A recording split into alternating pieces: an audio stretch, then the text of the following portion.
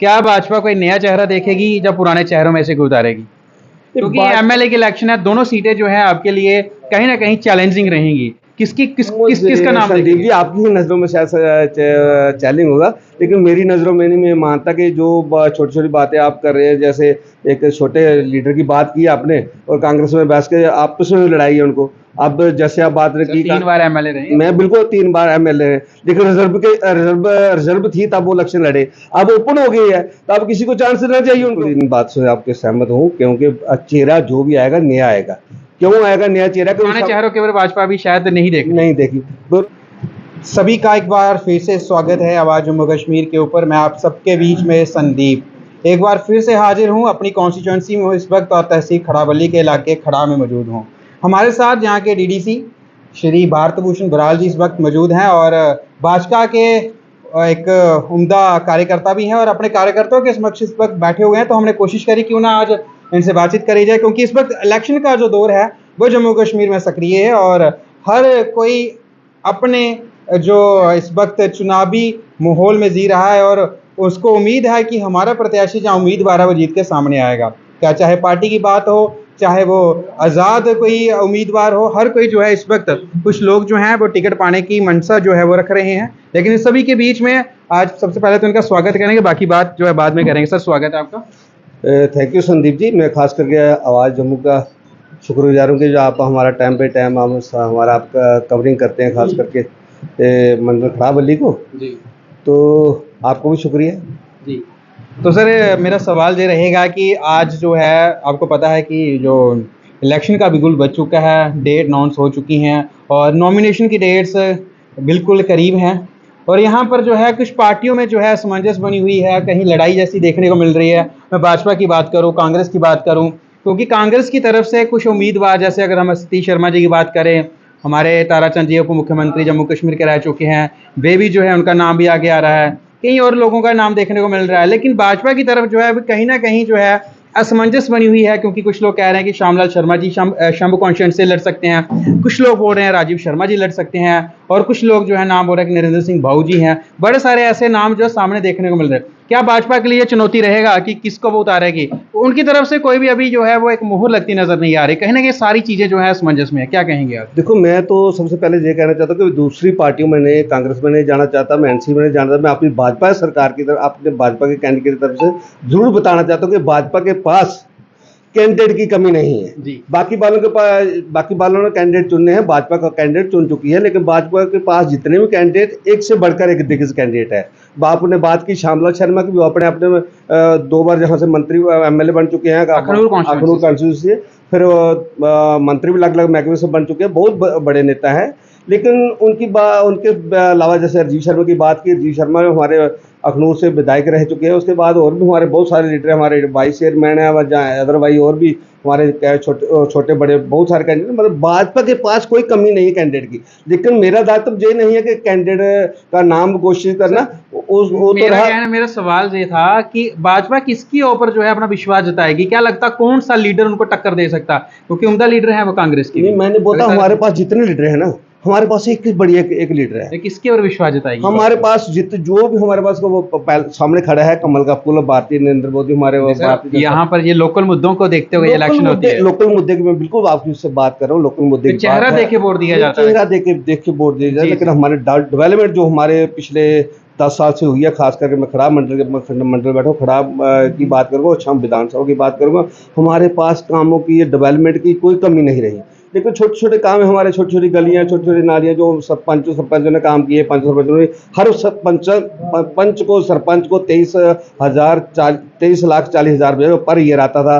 BDC के पास 25 लाख आता था, डीडीसी के पास 75-76 लाख रुपये आता है। इसी तरीके से बहुत सारी एमएलए फंड भी मेरे लगता है 10 साल के बाद इलेक्शन हो रही है, 3-4 साल सरकार चली थी। कुछ मुद्दे ऐसे थे, जैसे भारतीय जनता पार्टी और पीडीपी की सरकार चली, उनमें थोड़ा सा खींचतान रही। लेकिन उसके बाद जैसे आपने देखा कि कोविड का समय आ गया, उसमें थोड़ी कमी होगी। फिर हमारे एमपी साहब ने बड़े बड़े, जैसे आप जहां मैं आपकी जहां से हमारा ये ब्लॉक शुरू होता है खड़ा मंडल, आप वहां से शुरू करो तो बल्ली तक चले जाओ, बहुत अच्छे काम लगे। बल्ली से नीचे नाथल चले जाओ, वहाँ रोड के काम लगे हुए हैं। इस खड़ा से हम कला की साइड जाए, उस बड़े बड़े पुल बन रहे हैं, बड़े बड़े रोड बन रहे हैं, मतलब काम की कमी नहीं है। हम इस क्षेत्र में की बात करूँ, हम मुद्दे लेके जो हमारे डेवलपमेंट में उसी को लेकर इलेक्शन लड़ने जा रहे हैं। नहीं, मैं सर काम के ऊपर भी आऊँगा, डेवलपमेंट के ऊपर भी आऊँगा। फिलहाल चलो मैं दूसरे तरीके से पूछता हूँ, क्या भाजपा कोई नया चेहरा देखेगी या पुराने चेहरों में से कोई उतारेगी?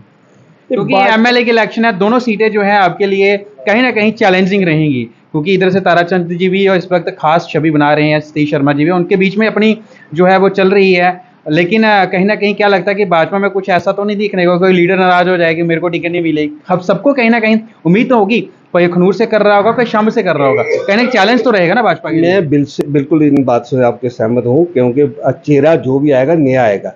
क्यों आएगा नया चेहरा? पुराने चेहरों के ऊपर भाजपा भी शायद नहीं देखी। अब जो भी आगे चेहरा आएगा, चाहे कोई ABCD कोई आए, नया ही चेहरा आएगा जहाँ।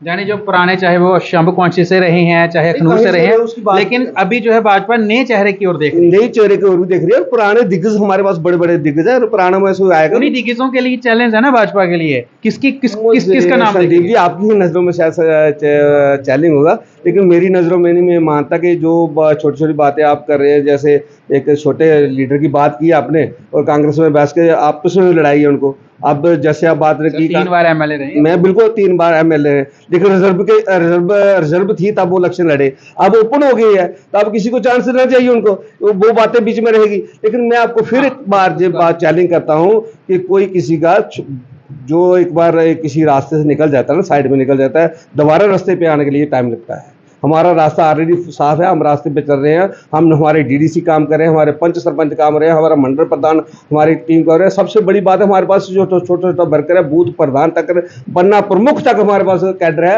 हमारे पास कैडर ही बहुत ज्यादा है जो काम करने के लिए हमारे लोग काम करते हैं। चलिए अब मैं बात करूँ, अगर पूरे जम्मू कश्मीर के अगर मुद्दों की बात करें, जिस प्रकार से डेली वेजेस का मुद्दा रहा, आंगनबाड़ी वर्कर्स का रहा, SPOs का रहा, तो अभी तक वो सुलझे नहीं है। वो कहीं ना कहीं भाजपा से लोग खफा दिखते नजर आ रहे हैं। लगातार जी आप सुर्खियों में देखते होंगे, कई प्रोटेस्ट देखने को मिल रहे हैं, कुछ स्कैम्स भी देखने को सामने आए हैं।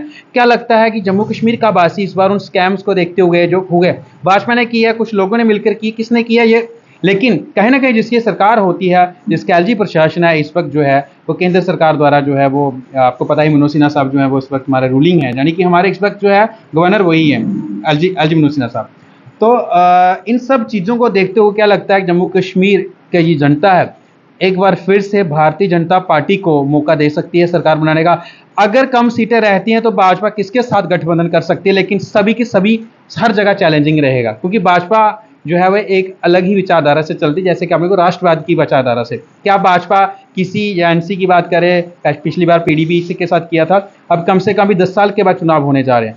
क्या लगता है कि अगर मेजोरिटी में नहीं आती, फिर गठबंधन से ही सरकार किसके साथ कर सकती है? हमारा मसला ये, मैं तो आपको ये बात बताना चाहता हूँ, जो 43 हमारी जम्मू रीजन की सीटें हैं, हमें तो ये दाव लगाया हुआ, हमारी कोशिश करें हम 43 की 43 सीटें हम जीतेगी भाजपा। मैं आपकी तरफ से ये कहना चाहता हूँ, अपने कार्यकर्ता तरफ से ये कहना चाहता हूँ, 40 की 43 हम सीटें जीतेंगे। उसके बाद हमें 3-4 सीटों की जरूरत पड़ेगी। वो हमारे जैसे बाकी सीनियर लोगों ने कहा कि जम्मू श्रीनगर से कुछ छोटे छोटे जो हमारे वर्कर हैं, या छोटे छोटे जो हमारे निर्दलीय कैंडिडेट जो इलेक्शन लड़ेंगे, उनके साथ मिलकर हम सरकार बनाएंगे। हम किसी निर्दलीय के साथ भी मिलकर सरकार बनाएंगे। हम किसी पार्टी की गठबंधन नहीं है, गठबंधन सरकार हम नहीं बनाएंगे। तो आपको एक चीज शायद पता होगी कि यहाँ पर सुनने को आ रहा है कि आम आदमी पार्टी भी इस वक्त चुनाव में जो हिस्सा लेने जा रही है, 90 की 90 सीट के ऊपर वो इलेक्शन लड़ेगी, तो कहीं ना कहीं बोर्ड तो कहीं ना कहीं डिवाइड होगा ना। चैलेंज तो लगातार। मैं आप पार्टी की बात करूं, जैसे आपने देखा कि जैसे कि फ्लड आता है ना, जैसे हमारे जहां बड़े बड़े नाले, आपको खड़ा नाले के पास ही बैठे हैं, बरसात की तरफ के नाला आता है, जैसे बरसात में पानी आता है, 10-20 मिनट के लिए पानी आता है, घंटे के लिए पानी आता है, घंटे 2 घंटे बाद वो पानी बह जाता है। जैसे आपने देखा 2 साल पीछे की बात करूं, 3 साल पीछे की बात करूं, कि हम आप पार्टी में कितने हमारे बहुत सारे वर्कर हैं, बहुत कांग्रेस के वर्कर हैं, PDP के वर्कर हैं, NC के वर्कर हैं, अदर छोटी छोटी पार्टी के वर्कर ने उसको आप पार्टी को ज्वाइन किया था।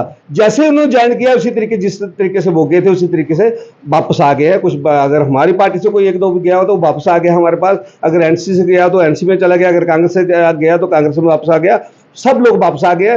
कुछ एक दौर था जब दिल्ली में एक बार, और जैसे हमारा दूध का बवाल आता है, इस तरह के आप पार्टी एक बार चमकी थी, उसके बाद पंजाब में उसको देख के आई, लेकिन उसकी पंजाब में जैसे सरकार बनी उसको एक टाइम अहवाल आया कि आप पार्टी की तरफ लोग भाग रहे थे, लेकिन वापस मुझे लगता है 99% लोग वापस आ गए। चलिए एनसी का आपने मैनिफेस्टो पढ़ा होगा, उसमें क्या क्या चीज़ें उन्होंने रखी हुई है, युवाओं के लिए रखी है, महिलाओं की रखी है, इस प्रकार से बस सेवा फ्री करेंगे। क्या भाजपा का जो मैनिफेस्टो क्या है, क्या कुछ बताना चाहेंगे? क्या जो आप इस वक्त अपने प्रिंसिपल्स या जो आप लोगों के लिए, यानी जो आप नारा क्या लेकर के आ रहे हैं जम्मू कश्मीर के लोगों के लिए, आम देखो, मैनिफेस्टो कमेटी हमारी बनी है, जिसके हमारे उसके हेड बने हुए डॉक्टर निर्मल जी। उसकी छोटी एक टीम है की पब्लिश तो नहीं अभी 1-2 दिन में हो जाएगा, सबके सामने आएगा। उसको 1-2 दिन के सामने आ जाएगा, हमारे पूरे परमानेंट बन के आ जाएगा।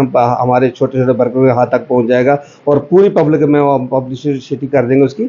उसके बाद आपने बात की जैसे डेली बेजर की। डेली बेजर का मसला यह है कि जैसे हमारी सरकार बनेगी, जैसे कोई ड्यूटी की, जहाँ हमारे जम्मू कश्मीर की अपनी सरकार बनेगी, ड्यूटी की सरकार बनेगी, जहाँ हमारी स्टेटहुड वापस आएगी, वैसे जैसे सरकार बनेगी हमारा सबसे पहले प्रायोरिटी ये है। और नंबर 2 हमारी लाइबिलिटी है कुछ एमजी नरेगा की और छोटी लाइबिलिटी है कुछ ठेकेदारों की। हमारा सबसे फर्स्ट प्रायोरिटी है। हमारे सीनियर साथी रविंदर राणा साहब से बात हुई, श्यामलाल शर्मा साहब से बात हुई, बाकी सीनियर साथियों से बात हुई है, लेकिन सबसे पहले हमारी प्रायोरिटी यही रहेगी।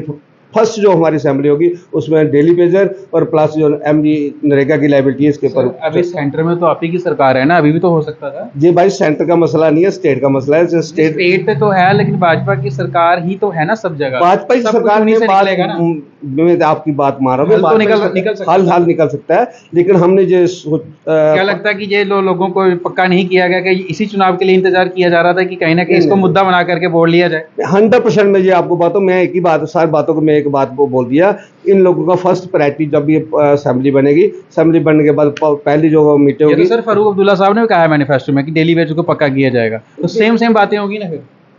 नहीं, डेली पे मैनिफेस्टो पढ़ना, उसमें उन्होंने बोला है कि बुढ़ापा पेंशन को बढ़ाया जाएगा, वुमेन्स के लिए सिक्योरिटी दी जाएगी, स्टेटहुड वापस लाई जाएगी।